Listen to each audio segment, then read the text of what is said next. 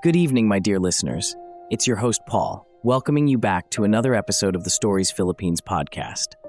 Tonight, we delve into a tale that has been passed down to us from one of our listeners, a story filled with the inexplicable and the spine-chilling encounters that beckon from every shadowy corner of an old house in La Paz. From the time I was but 3 months old, my grandparents, on my father's side, took me under their care. We lived in an ancient home, which, as fortune smiled upon us, was renovated into the dwelling we now inhabit. Yet, despite having the house blessed when I was around 6 years old, eerie occurrences continued to manifest, leaving us all bewildered. I recall my first brush with the unknown during the tender years of first or second grade. One evening, after dinner, I volunteered to wash the dishes while my grandfather arranged our makeshift beds in the living room. Yes, the living room, because back then, we had only one television, and we all preferred to sleep where it was. As I stood there, washing the dishes, I felt a tap on my left shoulder. Assuming it was my young cousin playing a prank, I shrugged it off. But then, another tap came, more insistent this time. When I turned, my blood ran cold. Staring back at me was a woman clinging to my shoulder, her eyes a ghastly white and her face covered with a moss-like growth. In shock, I dashed to the living room, leaving the faucet running as I struggled to comprehend what I had seen. My silence and pallor drew the attention of my grandparents, but even after sharing my terrifying encounter, they only teased me, disbelieving my story. Days later, while cleaning our mini basement with my aunt and cousin, a small space under the living room that my grandfather had converted to store old belongings, we joked and laughed until something brushed past me as I descended the stairs backward. I spun around to find a man dressed like a nurse dashing away. The dim light barely illuminated the space, but it was enough to reveal the old clothes swaying in sync with the man's flight. My aunt was puzzled by my sudden retreat to the couch, where I sat, staring into the basement, my face ashen. The strangeness wasn't mine to bear alone, as others in the house began to sense it too, even during the day.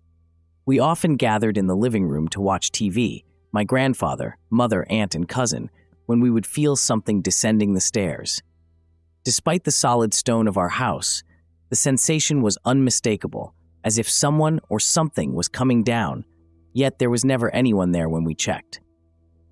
Another night, as we all slept in the living room, I experienced a dream, or so I thought, where I saw myself standing at the bathroom door. I tried to call out to move, but no sound came, and my body was paralyzed.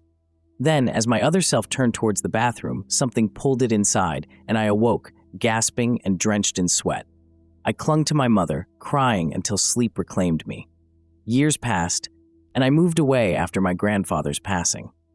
I thought the memories were mere figments of a child's imagination, until I returned to find that these spectral presences had shifted their attention to my younger cousin, who was now the age I was during those haunted years.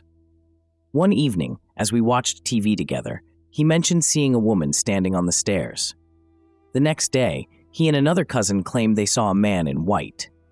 Their stories echoed my own, reigniting the fear within me.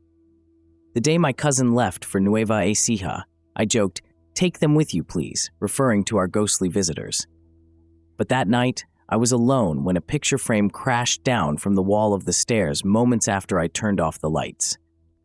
Panic-stricken, I called out to my cousin who was still in the house, and we turned the lights back on, finding the frame far from where it should have fallen, with no logical explanation for its flight. To this day, the lights stay on as I sleep, and the mysteries of our haunted home remain unsolved. Despite the nightly prayers and the holy icons in every corner, the question lingers: who are they, and what do they seek? Listeners, as we wrap up tonight's tale from the old house in La Paz, I invite you to ponder the echoes of the past that may linger in our own homes.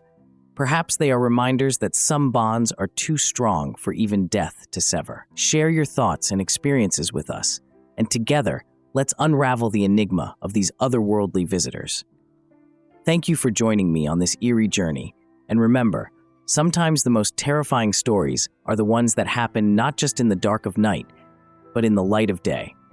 Until next time, keep a candle burning, and never forget, The whispers of the past are always just a breath away. Good night, and may your dreams be undisturbed.